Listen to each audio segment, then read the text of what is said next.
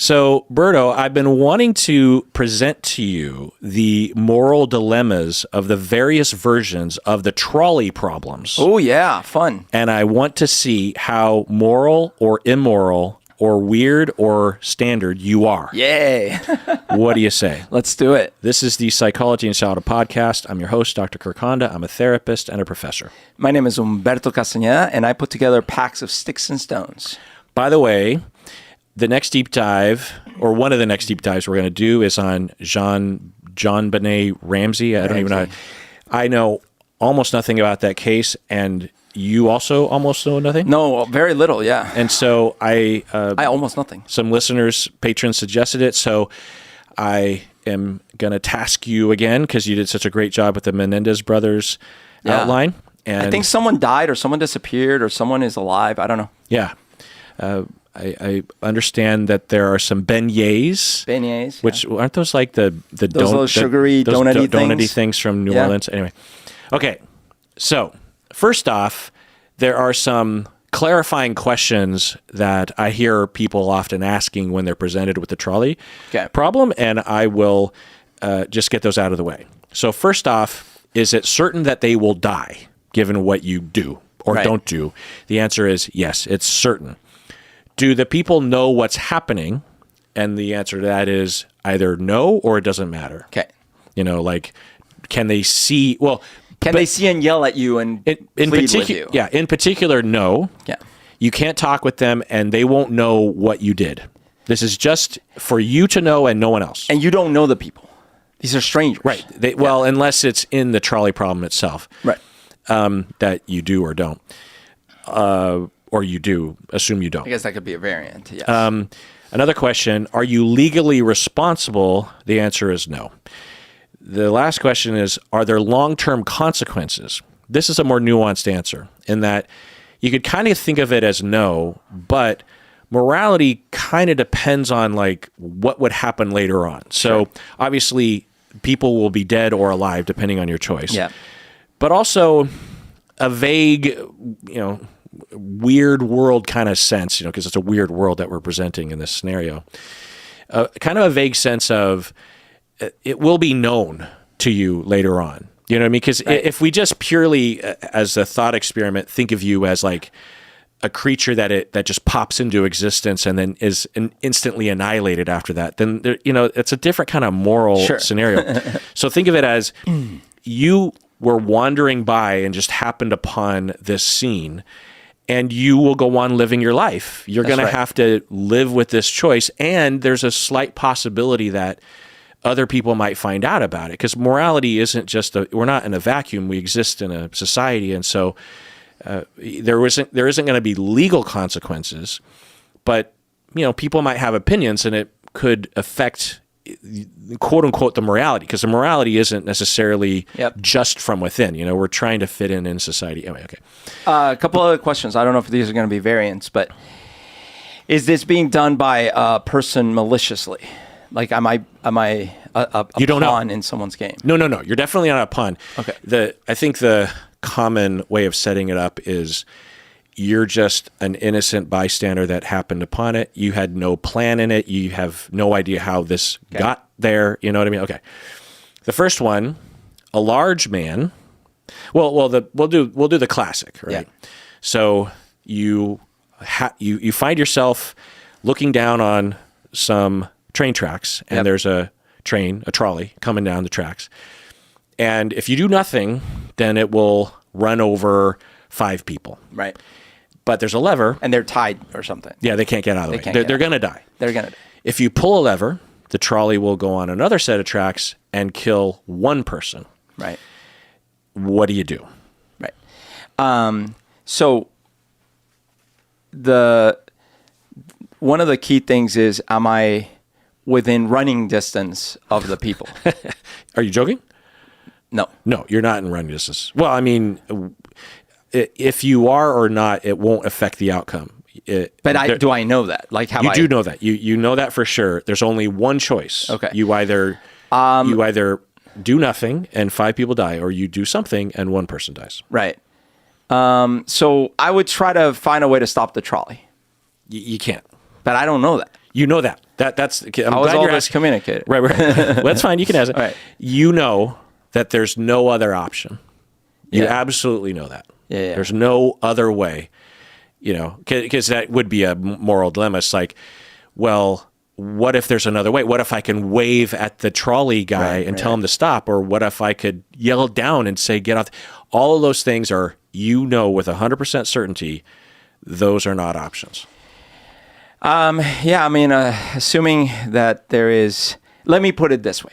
Assuming all of this has been communicated to me and I have more than a few seconds to do something about it. And to be clear, it's not communicated to you. You just know it to be true. Yeah. I would still, against my knowledge, try to stop the trolley somehow. And fail, you would obviously. not pull the lever. I would not pull the lever. No. That's the key. Yeah. Yeah. So in your mind, what would be the justification? The justification is that I don't have the right to pick between the lives because I don't. That is not for me to do. And if the right according to, and this is just a philosophical question. Yeah.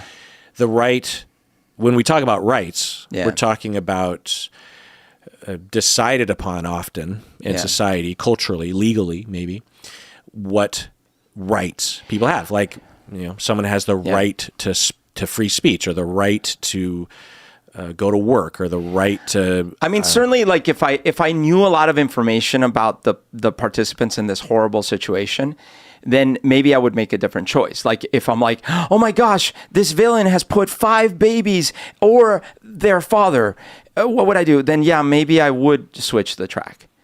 Well, in this situation, but if I generally don't know, speaking, that these are 5 people, average age adults, and then another person. And that's why I'm like, I can't make that decision. So I'm going to try, it sounds like against hope, to see if I can stop the damn thing. And in your mind, you're certain, or at least 99.9% certain, that there is no other way. Yeah. And what if you were 100% certain that there was no other way? Yeah, but it's like, imagine if the way that I have to stop the train in order to not kill the 5 people is to push someone into the tracks, right? Well, I certainly wouldn't do that. So to me, this is only one lever pull away from the same thing. Okay. And so I would, again, irrationally perhaps, try to stop the thing. Even though you were 100% sure that wouldn't work. I mean, I guess that's the artificial part of it, which is that... It's an artificial scenario. Yeah, but it's like, am I really... Can I be? Like, I guess that's the question. Can I be 100% sure? I maybe not be able to be 100% sure. Yeah. Because maybe hope will triumph in spite of all the evidence in front of me. So in this scenario, you can't wave down the trolley driver. You can't run down there and push anyone off the tracks. You can't yell at someone to help. Yeah.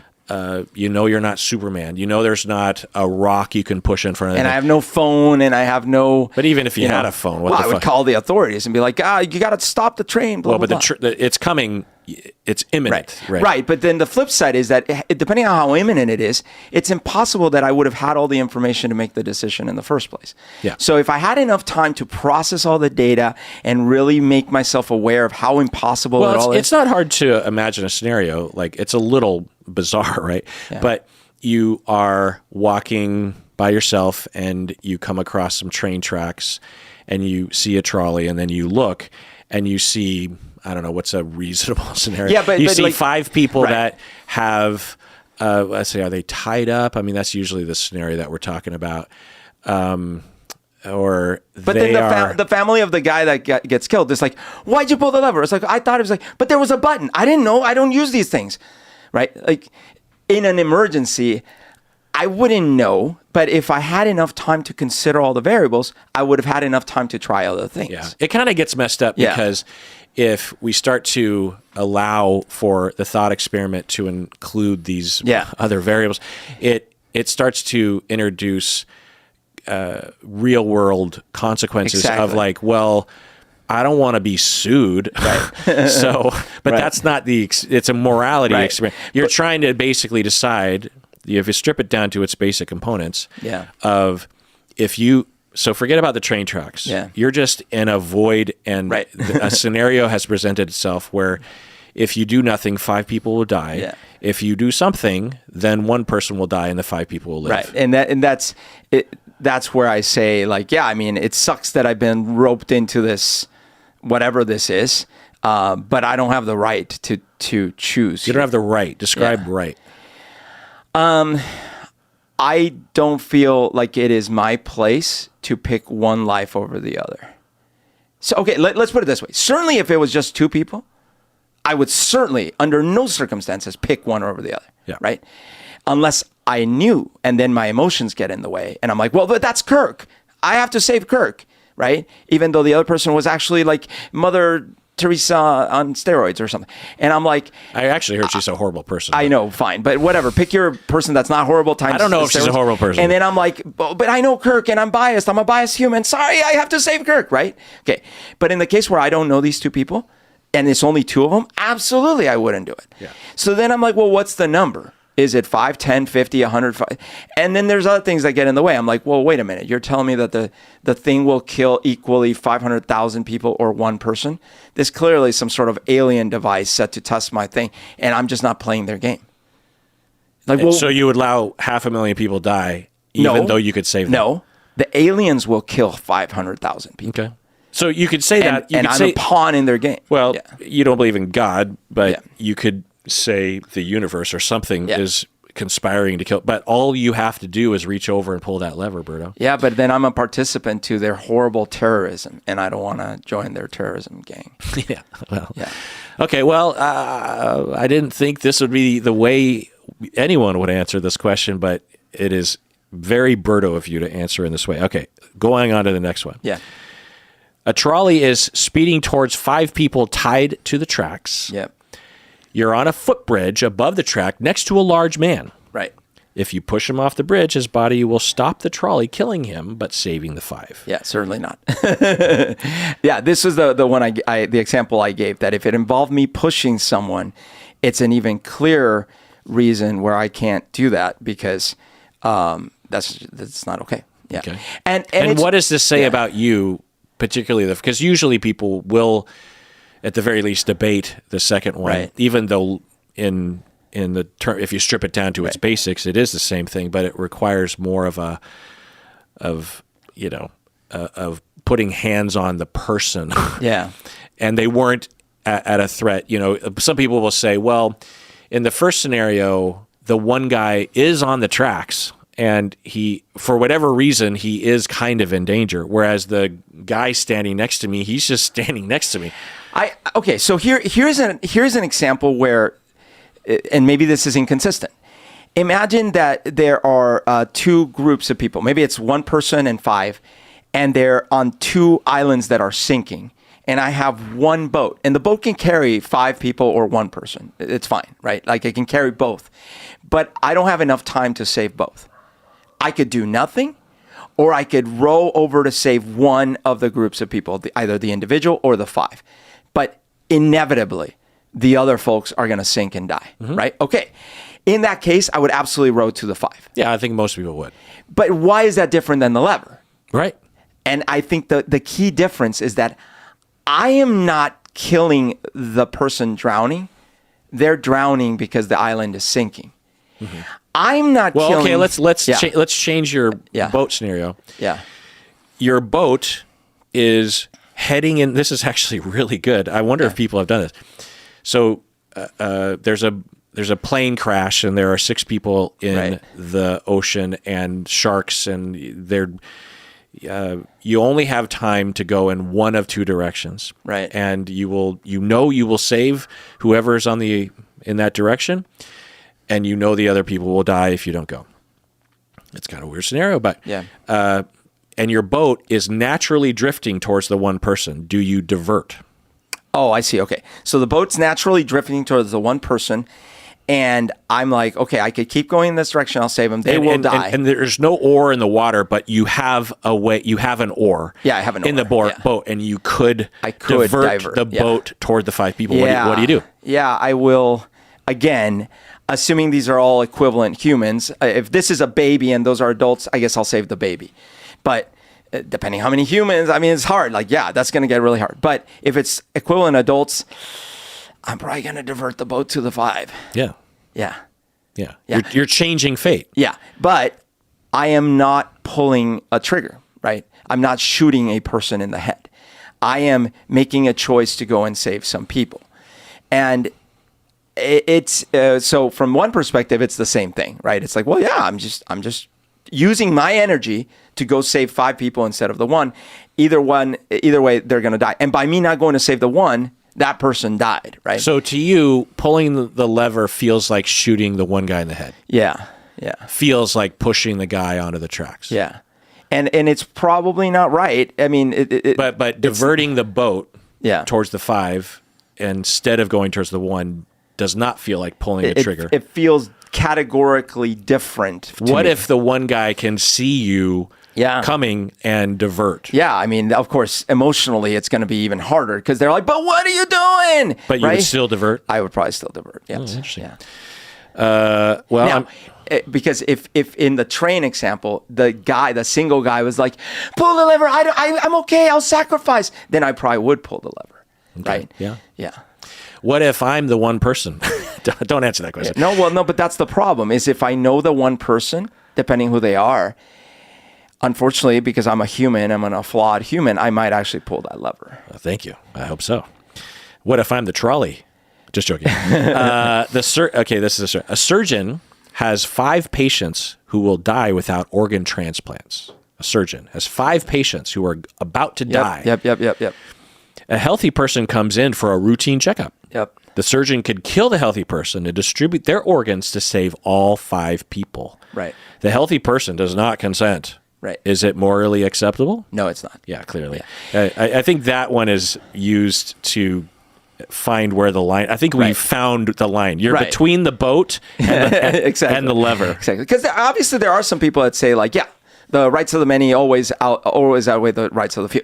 Yeah. And I'm saying like, not always. Like depends on what we're talking about. Yeah. Yeah. And by the way, in scenarios where it's the whole, and this is extreme. So the Twilight Zone, the alien race comes down and they're like, hey, Berto or Kirk. So listen, we suck. We are evil aliens. Just so you know, spoiler alert. We're evil aliens. The universe sucks. Bad news for you. But here's the deal. We will either destroy your whole planet, including yourself, or you pick someone, not yourself. You pick someone and we will destroy them, kill them, and we'll leave and let the rest of the planet live. Oh, right? I would, right? I would take that. Okay, but now here's the problem. Of course, I would take it too because there's a lot of people that I would not lament their passing, right? But if they said now, if they're the ones picking and they pick someone that I don't know, right? Then I wouldn't actually do it. I wouldn't let. The aliens would destroy the world, and I just wouldn't have been a participant to their game. And this one is like I think most people would think I'm genocidal or something. But Well, you're not genocidal. It's just like it's the aliens who are genocidal. it's just It's the aliens, not the way that. and true. because and here's my rationale. Because first of all, just from a game theory perspective, how do I know that they're telling me the truth? How do I know that they won't then say, well, now we're going to pick someone else? How do I know that they're not going to come every Friday and do the same stupid game? Number one. Number two. What if this is a test? What if this is a morality test and I fail and then we actually all die because I failed? You know, that's the perfect Twilight Zone episode. So instead, I'm like, no, you guys are intergalactic terrorists. In the minutes I have left, I'm going to see if I can fight you. I guess I couldn't. We all died. Okay, well, but that's you. That's you killing us. That's on you. Oh, but your species is gone. Well, yeah, I mean, what were we supposed to do? These guys can kill us at a moment's notice. Yeah, well, this is a similar dilemma that people in power will face when terrorists will kidnap someone and say you got to do this or else we're going to kill these 5 people. It's just like it's not my fault you're going to kill 5 people. You did that. Yeah. But it's really hard because what do you do? You're like, so we're going to let people die.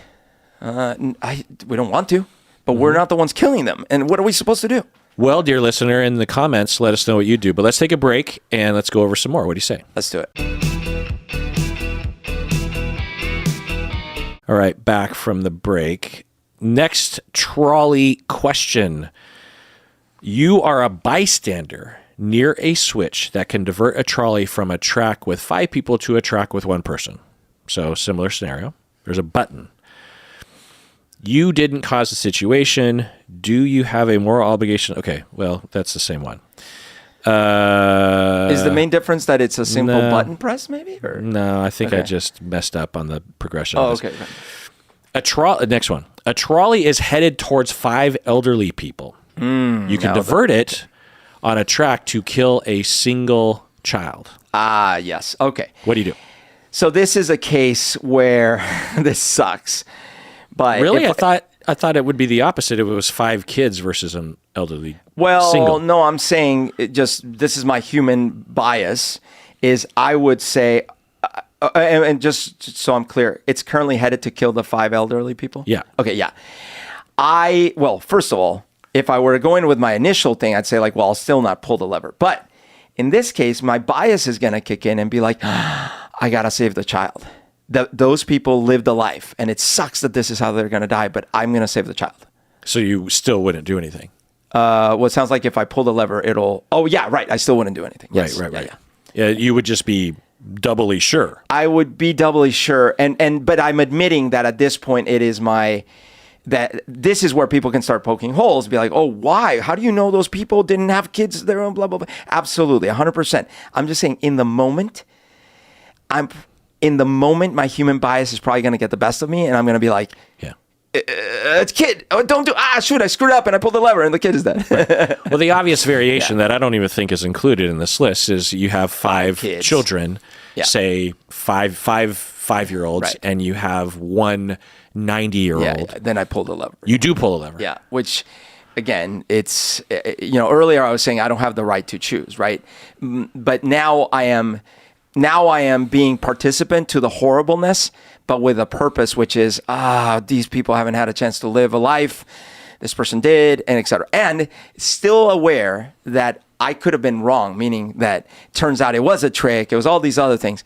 But I'm just kind of saying, I'm just being honest that in that moment, if I knew that, I'd probably be like, save the children. Okay. Yeah. Well, let's find where that line is. Yeah. So you have 5 15-year-olds and 1 50-year-old. Right. Do you pull the lever then? The closer that they start looking like equivalent humans, the less likely I'm not to do anything and try to just... You have 5 15, and you know that they're 15, and you have 1 50-year-old. Do you pull the lever? Man, that's hard. Because you're 50. Yeah. Well, sure, but I'm more like... But if it were me, I'd sacrifice myself, so that'd be easy. Yeah, but when you're 15, you think 50, your life is basically over. But when you are 50, you're like, my life isn't over. Yeah. I've got time ahead of me. Maybe this is the reason to stick to my original thing. It's just that when it's too extreme, am I really not going to save the babies kind of thing? Wait, so you'd kill 5 15-year-olds? I don't know. This is harder because I want to say that it's harder. Because I still stand by my original principled position, which was, I don't have the right to pull that lever. But it was very easy for you. When it was like... When it was 5-year-olds. Well, easy is a weird one. I would probably be traumatized for the rest of my life. But you answered very quickly. Because I would act on principle. But 5 15-year-olds and 1 50-year-old... I would like to think I would act on principle. And not pull the lever. Not pull the lever. But when it comes to 5-5-year-olds, you're okay with... I just don't see myself... I don't see myself realistically not pulling that lever. So you're framing it, or you're experiencing as an emotional cause to breaking from principle. Yeah. Interesting.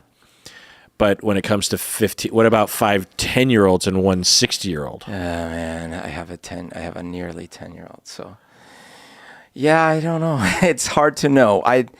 Okay, once again, I'm going to ground myself in because like it's already, someone could say like, what are you talking about? In all cases, if there are 5 to 1, you always pull the lever, right? Someone could say that. Well, they could, but I think that's not rational. Right, that's fair. But someone because could life, a future, right. I'm sure one of the trolley problems is, that the guy on the tracks could cure cancer and blah, blah, blah. Yeah. Right. Or you know that the 5 people on the tracks, 4 of them are gonna die of natural causes in the next so 5. All sorts of, So it does have to do with like how much time is left. So what I'm trying to say is like I'm definitely not on that camp that like you always pull the lever. Of course not. I'm on the kind of maybe the other extreme, which is like, no, I never pull the lever if I can help it because I'm going to try to like fix this problem without pulling the lever, right? But the reality of the situation is that in the heat of the moment, if I am aware of biases or if I'm aware of things that make me biased, then I can't claim that I will not fall for those biases. Are your principles to not pull the lever a protest against whoever set this scenario up? If it was someone maliciously setting it up, then I definitely don't want to be a pawn to their game. Definitely, right? Like in a saw situation, I'm not sawing people, right? Like I'm like, screw you. I'm not playing your game. But even in the case where this is just total weird, people kind of accidentally tied themselves onto the track and I just happened to come across the thing and it's just Mother Nature doing its horrible worst. Even in that case, the principle for me is still like, no, I'm not going to divert the train to kill the one person. Even if there are 500,000 people on one track and one person on the other. Well, especially in that case, because there's going to be a lot more time to stop the train. The train actually probably won't be able to get through 500,000 people. You know what I mean? Like, but in the scenario, and we could probably set up some real. It's like life. lasers are going to shoot. Yeah, I know. Well, no. Like, I'm like I don't know. What would it be? Like a nuclear missile or something.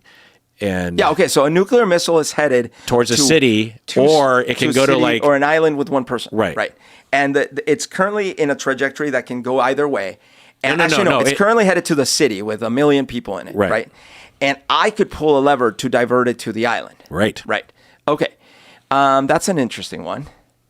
Yeah. Okay. The nuclear is and it's just a mistake. The nuclear missile, it's just a one-time mistake. No one set it up. There's no terrorist. There's no malevolent alien. Of course, I'm going to have to divert it to the island. Okay. Yeah. So there's a limit. There's definitely limits. Yeah. Okay. What about I don't know, 1,000 people? I think a lot of it has got to do with this. Because when we go to these limits, it becomes the particulars of the details of the thing become a lot less relevant. Like, how much of nuclear science do I know? Or do I know who these scientists who constructed the missile? Am I aware if the missile might not explode? Like, that becomes a lot less relevant. Like, dude, there's a nuclear missile. I think what 1 million people. It's like, I think it illuminates about your personality is that you are a thinker and a problem solver and believe in yourself for good reason. You have been measured by me as like in the 99th percentile of intelligence when it comes to human beings. So you value that. And so you don't want to jump to a decision without trying something because you figure there's got to be a way. Yeah. And when it comes to the scenario with whereas with a trolley, because it seems like handleable because it's like a mechanical thing, like you could throw a rock on the thing. But let me ask you this: would you pull a lever and cause yourself to be hit by the trolley? Yes, definitely. Like self-sacrifice, that would be in reality, of course, that's not an easy thing because, and even me, I might end up not doing it out of fear of death and whatever, and then regret it the rest of my life because I could have saved the people. Well, especially 5 strangers. Right.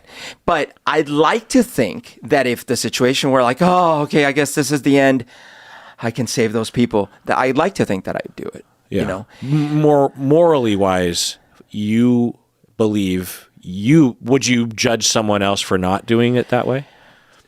Man, it depends on the context. If it's, and again, someone. Well, it's like the boat situation, right? It's just that again, the details would really matter because in the confusion of the moment. Here's the details. Yeah, you are shipwrecked and you're on a boat and it can only handle 5, but there are 6 of you. Do you jump in the water? Right. Yeah, like the Titanic situation. You do jump in the water. Yeah. And what about you're hearing a story about someone that could have jumped in the water but did not? Well, and if they're and they someone else pushed another person into the water, and the person you're talking to could not save them. Right, you know what I mean? right. It just happened, but through the delay, it caused someone else to be pushed out of the boat. Yeah. Do you judge them as being immoral? Not immoral, but to some extent, I'd be like, well, it's really hard because I don't think it's, if everyone is a peer, I don't think anyone's under obligation to sacrifice their life for a peer if it's a one-to-one situation. So I think that's a more personal, very difficult decision. So, but if it's what would make someone not a peer is age, or some other categories, like for example, what other category would there be? Well, no, like we said, race. No, like if I'm in a boat with Einstein, and he's still alive and he's still creating things, okay, and I can sacrifice so Einstein might live, I might do that, right? But you're there's a baby 99%. You're a genius, so I'm not Einstein. People should be sacrificing or a different for way. Like, you. let's say someone is a mom and she's got 9 kids and providing for them and stuff like that. Okay, like, so that's another ranking that you have. Yeah. Okay, so nuclear missile is headed towards 5 people, right? Or you can divert it to the 1. To the 1 nuclear missile, 5 people, 1. And it was an accident. It's an accident. And they're both It'll never happen again. Never happen again. Yeah, now we're back to what are we back to? We are back to, I'm going to try to stop that nuke. Interesting. Yeah. So the trolley is handleable in your head? There's got to be a way? No, it's just more like, I'm going to try. Like, I might even die trying, but maybe I'm going to throw myself in front of the trolley. But with a nuclear missile, this scenario, the way it feels anyway, is that there is absolutely no way. Well, because it's 5 and 1, I might actually be like, all right, there's got to be a way to stop it. Stop the trolley. To send the nuke in the middle of the 2 islands. Oh, but if you know. In the scenario, the problem was when it was 1 million people, I'm not going to sit there and fuck around with seeing if I can somehow divert a nuclear missile, right? I'm like, okay, this sucks. It sucks I'm involved in this, but yeah, we're going to go to this island. Maybe I didn't hear you. Yeah. So with the nuclear missile, with the 5 headed people towards in 5, 1, and I might be back to, I'm going to try to stop the nuclear missile. I totally misheard you. Yeah. So I thought you said you would divert it. Yeah. But you wouldn't. So the nuclear missile, trolley, doesn't matter. Yeah. Either one of them, you are believing there's got to be a way, and I don't want to be hasty by killing one person when I could save all 6. Yeah. Because I'm a narcissistic bastard that thinks I can solve any problem with my mind. Yes. Another one, a trolley is headed towards 5 innocent people. You can pull a lever to divert it to a track where a known violent criminal is tied.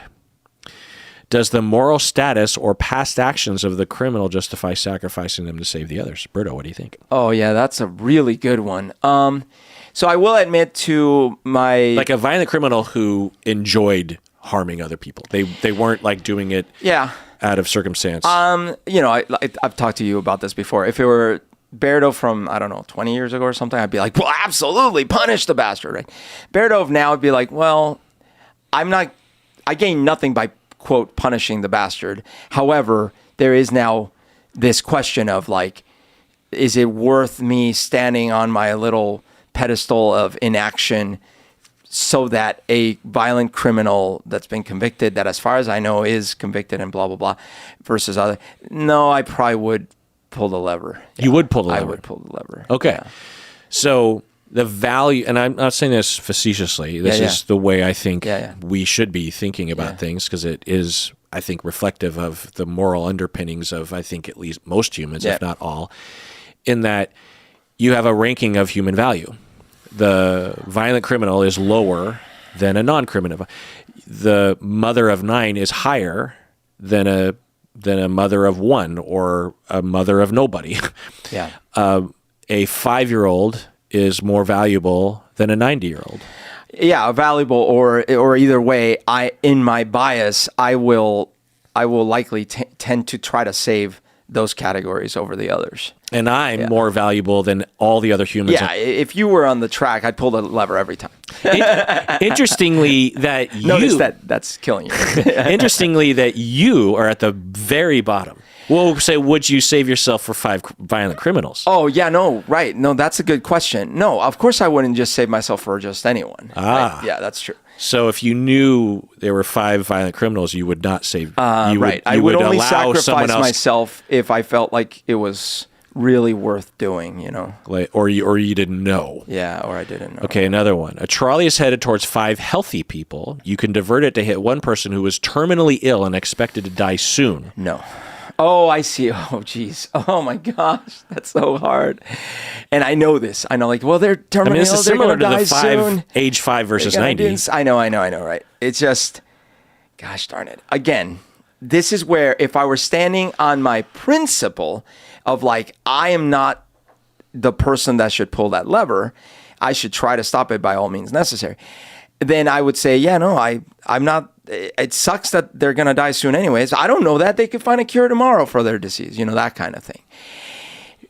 If I were being honest about my biases in the moment, and like if I knew all the information, I might be very tempted to pull that lever. Mm-hmm.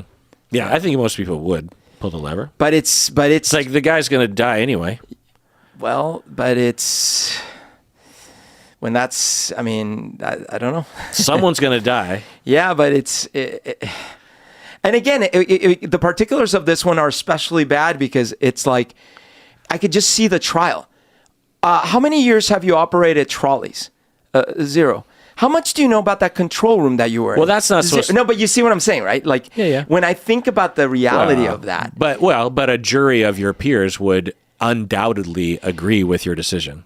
Right, but I could also... Most people say yes to that, pull a lever. I could see the family of the deceased and they're not a jury of your peers. Of course, like, they didn't want you to pull, because they're good people and they care about their family member. Yeah. But a jury of your peers, 12 out of 12, would say you did the right thing. I know, but I would just, in the moment, I would still be afraid. Even if you've told me, even if I know, even if I read the manuals, I'm like, God damn it. Because there might be that red button that I didn't know that if I push the red button, everything's fine. Yeah. Right? But yeah, and that's how you think. And, you know, morality isn't just a decision. It involves all of these factors but what if? Because, you know, you could consider it, and, you know, and I guess I could try to nail you down, eliminate the clarifications, which I did try to do ad nauseum at the beginning of this episode, and it went nowhere because I think regardless of that, your brain still has because the fear of the moment, even if I have all the information, I would still be like, imagine I go ahead and do this, but as I'm doing it or right after I do it, the actual engineer runs in like, what did you do? These things have a self-stop mechanism in case of this, unless you pull the lever, you know? Yeah, and then, you know, and that's part of the thing. Yeah.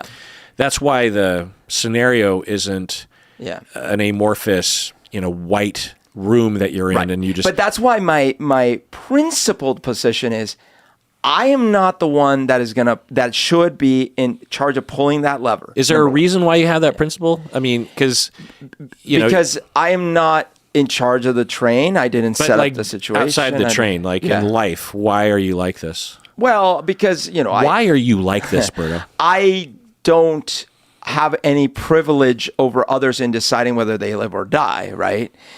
So therefore... But why did you develop that principle? Because not everyone has that principle. Some people do. I just feel that it's the golden rule. I wouldn't want others making that decision either. You're going against the golden rule in a lot of ways, because you have 5 people that are hoping you do one thing, do unto others. Yeah, but if I were the one... I wouldn't want some random person making that decision without all these considerations. Yeah, but you have 5 do unto others versus 1 do unto others. Yeah, but I'm saying like the golden rule applies both ways. So, well, that's not the golden rule. I mean, no. Like I wouldn't want someone to do. There is no golden. There is no golden rule for this. That's why it's a dilemma. But I wouldn't want someone to do this to me, right? I wouldn't want someone... But the 5 people would want you to pull the lever. Sure, but at the same time, I also wouldn't want someone doing this to me. So therefore, I use that same logic. Well, what if you're one of the 5? Wouldn't you want them to pull the lever? Would I want them to save me in spite of someone else? Would they? No, because if I were the someone else, I wouldn't want them making that decision. So you would understand them. Yeah. Okay. Yeah. What if it was your kids? Yeah, well, that's where the biases come in. Well, so, you know, do unto others. for yourself, you're willing to sacrifice yourself. So do unto others. But if it's certain others, I guess using the same principle, if I were the one tied in one side and on the other side is a row of kids, I would want, sucks for me, but I would want the person to make the choice to take me out. What if it's 6 of your cousins that all have masks over their heads so you can't differentiate and rank them, but you know that they're your 6 cousins, right? That you love, but they're not your kids, but you do love your cousins, right? And the trolley's headed towards 5 of your cousins, or you could divert it to kill 1 of your cousins and save 5. What do you do? Right. Oh, well, okay, I see what you're saying. They're all my relatives. One of my relatives has to die, or 5. Yeah. Okay.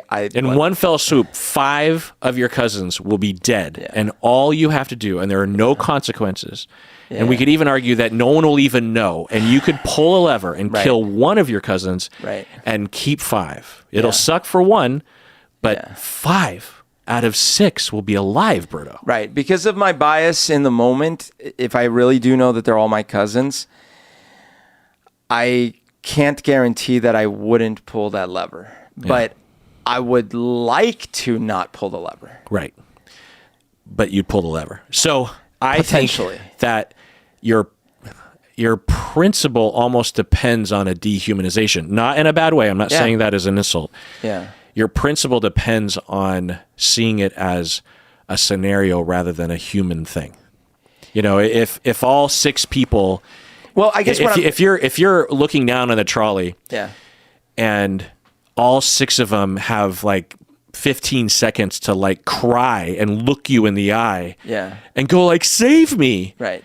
Then that changes it probably for you. It does, but it sucks both ways, because like the one that I didn't save, the one that I actually pulled the lever and killed, that one was also going, save me, right? And it's also another one of my cousins. Yeah. And the key is that I took an action that person wasn't actually going to die without me doing something. Mm-hmm. And you know what? That's maybe the difference between the boat and the trolley level. Well, let's take a break, and then you can tell us the difference. What do you say? Let's do it. It'll be a teaser. And for you non-patrons, you're going to have to listen to some commercials before you get to hear the revelation of Berto's morality. All right, back from the break. Reveal your revelation. Okay, so here's the deal. In the scenario I had laid out, there were 1 person and 5 people in 2 different sinking boats or islands or whatever, and I have 1 boat and I can pick to row to one or the other. In that case... No. The scenario... Well, that's your scenario. That was my scenario, yeah. Oh, okay. So in that scenario, there is nothing I can do to, like, kill the 1 person. It's just about which side do I want to try to save. And by the way, there's a lot of things that could go wrong me trying to save, but it's one. Whereas in the trolley scenario, my action definitely diverts the train and definitely kills that person. And if I hadn't done anything, they would have not died. Right. But remember that when I presented to you the scenario of your boat is naturally drifting towards the 1 and you have to lift the oar out of the boat, put it in the water and divert it to the 5, you diverted it to the 5. Sure. Yeah. But the... So that's you taking an action. It's similar because what happens with normal people, unlike you, Berto, just joking, is that, and there are percentages when we do surveys of people, but a vast majority of people will pull the lever, although it will be hard, but they'll pull the lever. But when there's a large man that they can push onto the tracks, most people say, no, I'm not going to push a large man on the tracks, even though logically it's kind of the same thing. Well, but it does illuminate the humanity involved in our moral decision. We're not Spock. We're not logic. We're not calculators. So for you, the line is not between pulling the lever versus pushing a man. For you, it is oar in water versus pulling a lever.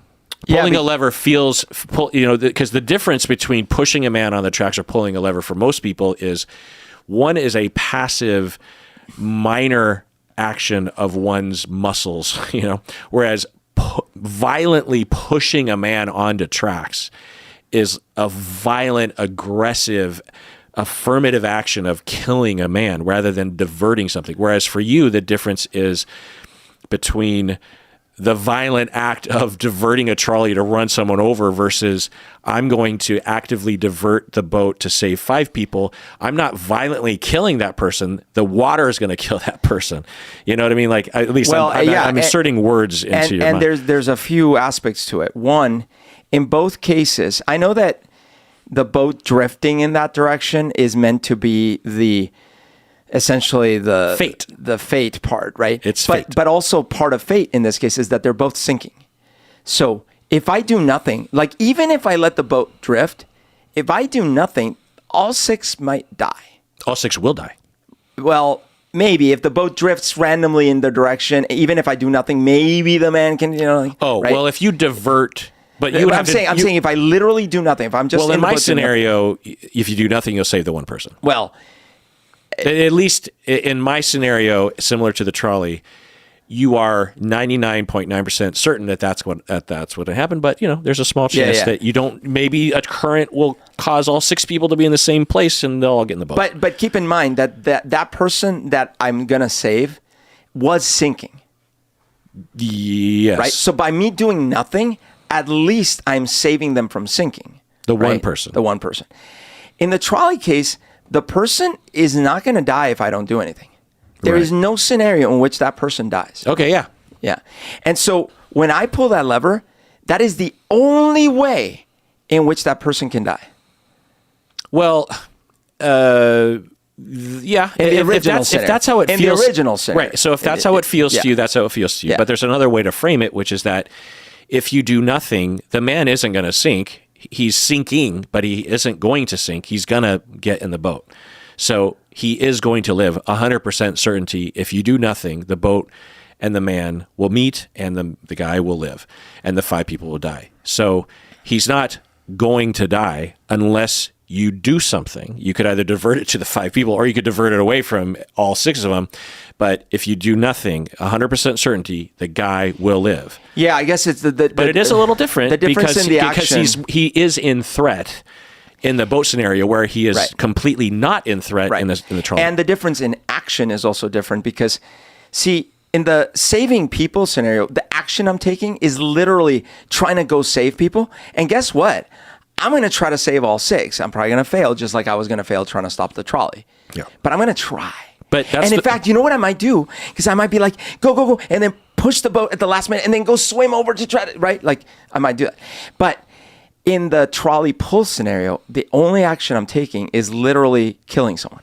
But what some people will, there's always a justification. And, philosophy classes will talk all about this and have language for it. I don't. But there's, as with all of these, especially smart people who like to come at things from various different angles, will always have eventually this thought of just like, well, how do I view myself after I take or not take the action? Right. Because will I be able to live with myself? And it's a tough situation because people are going to die either way, right? If you do nothing, people die. If you do something, people die.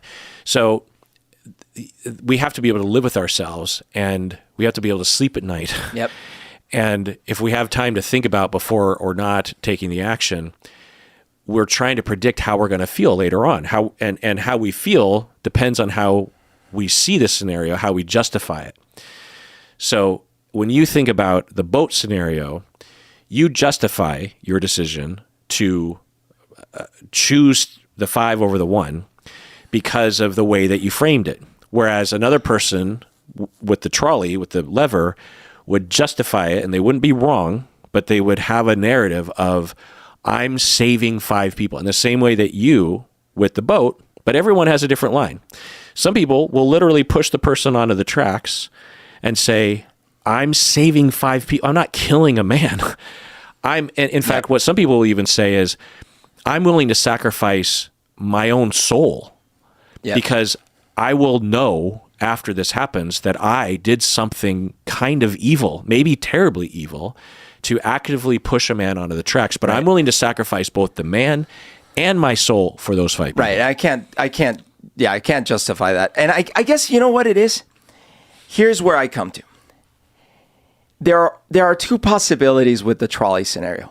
One possibility is that I had indefinite amounts of time to fully analyze and understand all the variables and really know what's really at stake and who each person is, whatever, all the details that I want, all the variables. And at that moment, I'm now going to get to make the decision. That's one option. Okay, well, what would you do with the trolley then? I'll answer in 1 second. Sorry. Answer. I'll answer. Because the second option is that it's in the moment decision I need to make without all this perfect information. Okay. And the truth is that in the first case, because I would have had so much time, I would have been trying to stop it. Well, and in your infinite amount of time, you discover there is no other way. Right, but I tried, you know, and then until the last second I tried. And then you pull the lever. No, I tried till the last second and I failed, you know. And you still don't pull the lever. Because I didn't know that I wasn't going to be able to save them. I tried till the last second. Wait. So in the first scenario where you have infinite time to figure out if there's a way, so you could stop time. You go down to the tracks. You do all the mathematics. You know. Maybe another scenario is you have the ability to rewind the clock. Yeah, like Groundhog's Day. You can press a button and rewind the clock and run down the. You can scream at him. That is okay. I'm gonna scream at that. That didn't work. Okay, now I'm gonna run back over here and see if I can drive a car onto the tracks. Okay, that didn't work. Maybe if I throw myself on the tracks. No, that doesn't work. You find at the end of that Groundhog's Day, it's inevitable. You do nothing, 5 people die. If you do something, 1 person dies. You still don't pull the lever. Okay, so if it's a Groundhog Day situation, that's different because essentially nothing has happened. Every time was frozen. So I just got to try out all the variables like in a simulation or something. And then now that I know for sure it's not a simulation, you know it's reality. Well, sure. No, because simulation would still have a 0.1% chance. You know? Fine. But the point is that I was without what I mean by simulation is I don't have to pay the consequences of it happening because I'm groundhogging day. Yeah, but it's reality. So it's actually happening. I get to the end of that and I'm like, okay, I've been here a million days, whatever. All right. Okay, so now what do I do? In that case, because I did understand who all the people were and everything, and I tried everything else, then I guess I would have enough information to make a final decision. Which would be what? I would have to tell you at the end of the Groundhog Day. It's the game of life. You can't. You don't even know. It's procedural. You cannot. There's no formula to calculate it ahead of time. A thought experiment. You know, there's no other way. Right, but in the process, just like evolution, in the process, I would have learned what I needed to know to make a decision. You're like Jordan Peterson trying to answer the question, are you religious? Maybe. But in the second case where I don't have enough time, I'm definitely not pulling the lever because I don't know. What would it mean to answer? And this just more thought experiment. Yeah. What would it mean to answer the question, quote unquote, truthfully, that you would pull the lever in that scenario after a million Groundhog Days? What would it mean if you actually? Well, what would it mean if you actually were the sort of person, given your principles, that would at that point pull the lever? What would that mean? That means that I found enough reasons to override my first instinct, you know? And those reasons could have been any number of things, like, you know, I found out who set this up and why and who's in the tracks and, you know, maybe the person that set this up is the other person, you know? Right. But if none of those factors are there, they're just 6 average people, each with their own value in your mind, you still would not pull the lever? But the difference in this scenario with the million Groundhog Days is that you just know there is no other way. There is no other way to save. There's no 0.1%. Even sacrificing yourself. There is no other way. You're literally just deciding between 5 and 1, and you're either letting fate occur or you're diverting fate away and killing one person. Well, I guess the meta point I was trying to make is that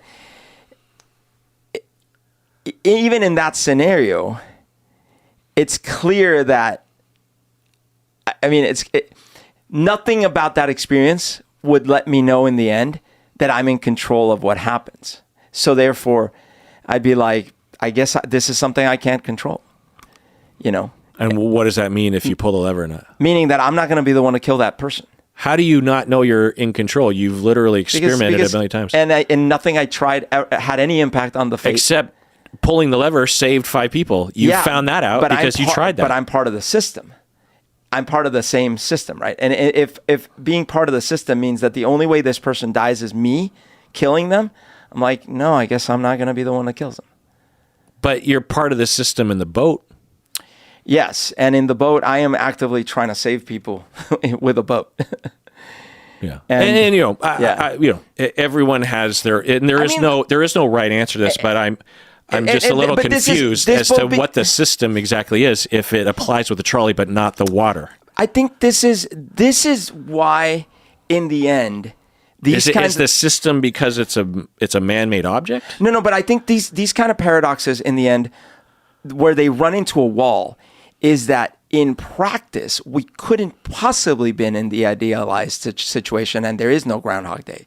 Therefore, the only reality, the only possible situation that could bring something like this about is one in which I would not trust myself to know enough to pull that lever and kill someone. Yeah.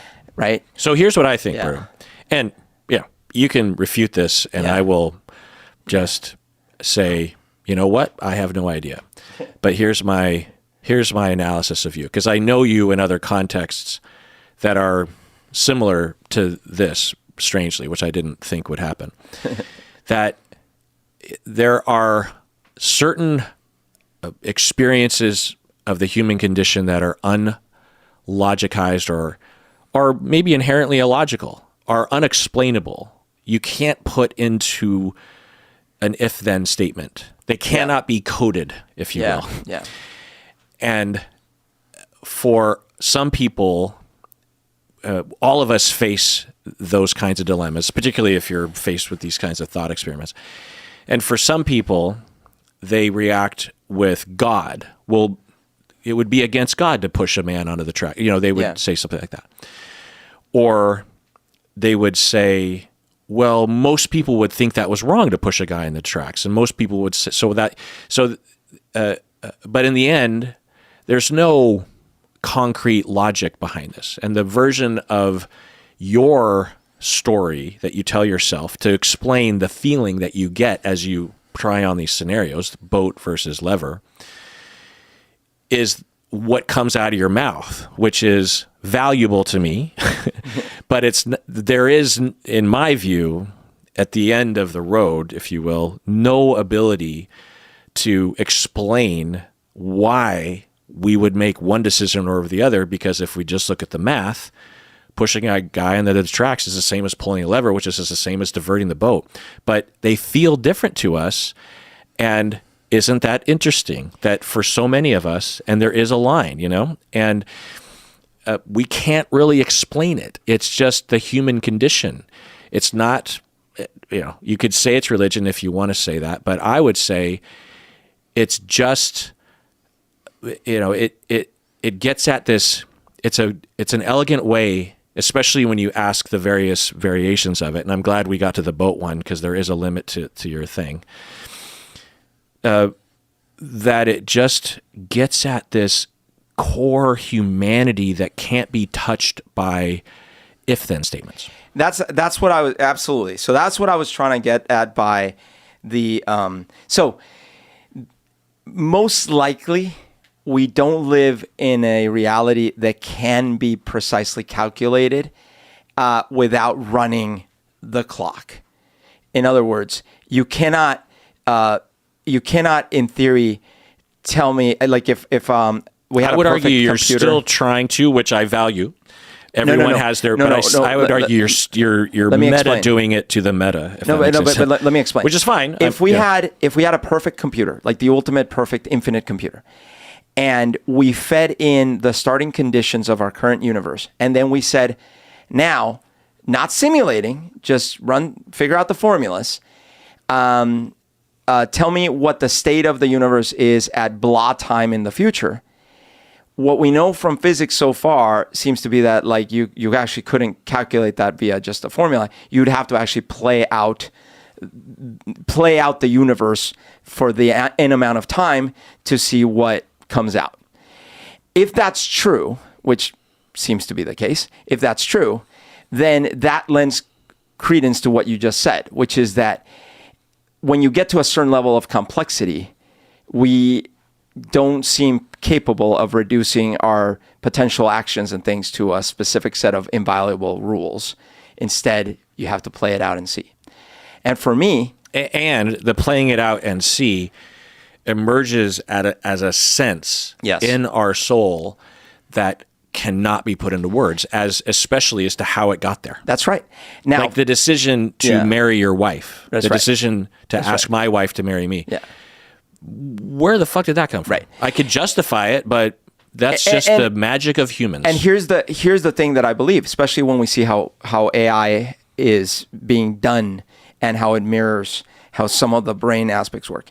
Even if I could show you the matrix of values that were in your brain at the time that you quote unquote made the decision, or maybe the days leading up to making the decision to marry your wife, even if I could show you all the matrix of numbers, it wouldn't mean anything. You wouldn't see that and be like, oh, that's why. Okay, so now here's my philosophy, and maybe this is why it ties into how I've been answering these questions. I believe in that for no reasons, just based on faith, I believe that we should try to do things that tend towards creation and preservation. I'm glad you brought this up. Over destruction and chaos. Yes, right? I'm glad you brought this up because, which I value that principle. It's a good one. And in the past, on and off the microphone, when I have, drilled down on it, not as a malicious thing, but just as a conversation piece or to understand this principle, as you would call it, or guiding light or morality foundation or something. The meaning, the purpose of your life and the purpose of the universe as far as you see it. In the past, there have been times when we get to the edge of the earth, if you will, and I'll hear you continuing to explain in words, but all I see is just an abyss without explanation, because. But that's the nature of faith, right? Yeah. Okay. But that's like you cannot. That's true. There's no scientific, because there are scenarios, creation versus destruction. Yeah. How do you define the two? Sometimes it's easy, sometimes it's not. Plus, what's beyond create? If we are all creating and we're all on the good side, like to what end? There can be no proof. There can be no reason. Okay. It's just that. So you've never said this before, by the way. You've never said at the not to me anyway, but at the edge of the universe. Because this is the well, let me explain. So at the edge of the universe, you can't, it's like, well, how do you decide between not killing your neighbor versus killing your neighbor? What, according to you, your guiding principle is, well, killing is destruction and not killing is creation. Yeah. To help other people around the world, give to charity. That's creation. It's not destruction. Yeah. It's funny that I don't know how it plays into the trolley problem, but I guess pulling the lever is actively destructing. Yeah. So when there have been previous times when we've had this conversation, at least in my perception, that I'll say, well, okay, but what about, I'm having a hard time explaining this, but I will get to this thing, well, how do you justify that creation? And you'll be like, well, that's because creation, and you'll get kind of abstract with it. Well, but to be clear, I'm not refuting it. And if I held up my principle that I follow, you could equally, but I think it is pointing to, which is an interesting thing philosophy students have much more sophisticated language for this, but with the trolley problem, it is inevitable that if you actually play it out, you eventually come to that abyss, as what I'm calling it, where principles end, and you just have to go on faith. And the faith, and maybe you can tell me the faith that you have, but the faith that I have is that I guess, again, it's impossible to put into words, but that good is better than evil. Yeah, sure.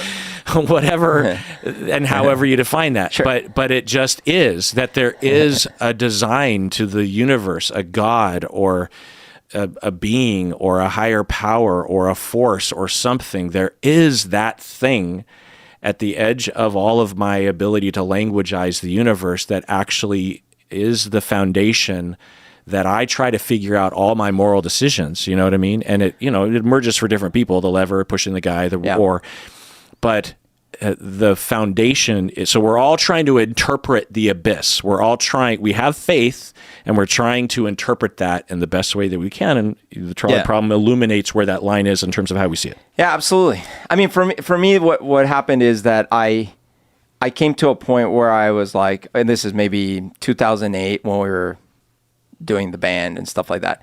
I was doing a lot of reading and thinking and stuff. And I came to a point where I was like, all right, I obviously don't believe in the religions that I believed in before, but what is my raison d'etre? What's the deal? Why do I do what I do? Right. And I had, because by that point you had eschewed religion and God. Mostly, yes. Okay, so then the thing that had always stuck with me from my limited philosophical study, which was very limited, was Descartes. And so what I came to was like, okay, I really resonate with the thought of that the only thing we know is what is currently in our present reality in our head, because realistically, we can't know anything else outside of that. I can only know that right now, in this moment, I appear to be talking and I appear to be conscious. I don't know if you're real. I don't know if yesterday existed. I don't know if tomorrow exists. I have no idea. But I know that right now, I happen to be talking and thinking. And it could be a simulation in some vat. But as far as I know, this experience that I'm having is what I know. So starting with that, I was like, all right, well, if that's all I know, what can I go anywhere further from that? And what I came to was this idea that I called the Wuji, which is the idea is that I've decided just through faith, I can't prove this, but I've decided that something is better than nothing. And I could be wrong. Maybe it's quote unquote better if there is nothing in the universe or ever, but just for me, I decided that something is better than nothing. I like it. And based on that, then I started going like, I agree with the guiding principle because in essence, it's something that I stand on too. But I also like the fact that you can meta reflect on the faith that you have to go off. There is no answer why am I doing this? Then what I came to was like, oh, right, I'm a participant in this simulation, whether I like it or not. And the fact is that I choose to be on the side of the simulation because look, you could look at the universe and most of the evidence we see around from the visible universe is that pretty much nothing wins. Destruction, as far as we're concerned, is coming. Well, entropy eventually. Entropy wins, right? So, but I choose, again, just on faith alone, I choose to be a part of the side, that little ventricle, that little thrust in the tiny little thrust in the universe that is trying. Well, then you would think you would save 5 people because that's keeping more people alive. But hold on, that's less destruction. But it can't be like that because the thing is that I have to make decisions every day of my life, and I am not going to be right. Most often, I'm probably going to be wrong. But I need to have some guiding principles, and my guiding principles is I want to try to do things that tend more towards creation and preservation. And in my mind, and again, I could be wrong about this, but in my mind, pulling a lever to actively destroy a life where I, in that moment, have not enough information, according to me, is tending towards destruction instead of creation and preservation. Even though by me not pulling the lever, technically more lives might be lost. Well, whereas when I'm rowing the ship, I'm tending, in my mind, towards creation and preservation, trying to save people in the ship. Right. Yeah. 2 last ones that I think might be interesting. A trolley will hit 5 people unless diverted, just like the original. But you don't know who is on the sidetrack. You can't see it. It could be 0. It could be 1 person. It could be 10 people. Right. You don't have time to figure it out. Do or do not. Yeah, right. Man, I wish Because it could be 0. Right. I wish I could see if it's 0. No, but obviously I can't. And even less so now, because now there's a chance that by me taking that action, I'm killing 100 people. Yeah. The key here is that there's a sense that there definitely could be people on the track. Because, in a real world scenario, if someone was in a subway or something headed towards 5, and you could head it in a different tunnel, and you don't see it. Yeah, of course. And you're just in your head, you're just like, well, there could be people on that track. I mean, why would it? But people don't normally hang out on tracks. Right. So it really. Maybe we can modify it, but we can modify it slightly and say there's a 50-50 chance that there's either 1 or 0 people on. Yeah, I guess for most people, they would pull the lever just on the first scenario, but for me, I have to decide if I'm going to take the 50% chance that no one gets killed. Yeah. That's a good one. Yeah, that's a good one. That one, I might take those odds. Really? Well, yes, because see now I'm taking the odds that maybe no one has to get hurt. It's kind of like trying to stop the trolley. Yeah, right. Because it's a lot better than 0.1%. Yeah. That's interesting. Yeah. That's interesting. But you would still... Okay, that's interesting because it'd be like, oh, please, no, there was someone. It illuminates is that principle that you're following is that, well, there's a chance that by pulling the lever, I will be creating by pulling. You know what it is? It's the Superman principle. It's the Superman. Imagine this scene in a Superman movie. What does Superman do? Of course he doesn't pull the freaking lever. He tries till his last breath with the Kryptonian sun dying to save the people. What are you talking about? He literally did that in Superman 1. Yeah, but that's dumb. There were 2 nuclear missiles. One was heading towards Lois Lane, and the other was... dumb because he could reverse time. That doesn't count. Well, but he decided before he knew he could reverse time. Yeah, he sacrificed Lois Lane, but that was more like the boat. And also there's 2. It's more like the boat. Yeah. But he had an emotional connection with Lois Lane, and he still didn't take it. Yeah. So he was acting on principle. Whereas you would save me. Because I'm not Superman, but I'd like to be Superman. Last one, and this one actually is real world scenario that happens all the time. There's a self-driving car. Yeah. And you are in charge of programming it to, as a robot, make a split-second decision based on inputs that it's, and this is literally programmed or simulated, and someone has to, pull the trigger in terms of how it's going to. So the car it knows or it calculates in the split second that if it does nothing, it runs over 5 people, and if it does something, it runs over 1 person. Right. And the something means that it goes up on the curb. Let's just say that, like it's not on the street, right? So if it stays on the street, it's going to hit 5 pedestrians who are jaywalking. They're not supposed to be there, or it says, okay, I can do nothing else. I can't get out of the way of these 5 people. I can't avoid hitting 5 or 1. Yeah. But I could go up on the curb, and it knows because has a split second to decide. I can kill that 1 person. And I'm going 75 miles per hour. It's likely I'm going to kill 5 or 1. You are the programmer. What do you do? Yeah, I mean, in that case, it's oddly simpler because basically the algorithm would be try to minimize damage as much as possible. So do everything you can to stop the car or veer in a way where there's no obstacles. Last case scenario, minimize damage. So it would veer into, if it means veering off into a side where it sees 1 onto the sidewalk. Yeah, even if it's 5 to 4, even if it's 5 and 5, but this one looks like there's maybe only 4. Yeah. So this is a real world scenario where you can actually do a black box scenario and go line by line of calculation and see how it did in a simulation and also how it did in a real scenario. The reason I feel isn't that fucking weird? Imagine being the guy on the sidewalk and the computer decided you're dead because you are less than 5. But that's still limited by physics. And if we are a human driver, same thing could happen where you at the last second, you're like, oh God, oh shit, I killed the person, right? Well, and okay, so would you?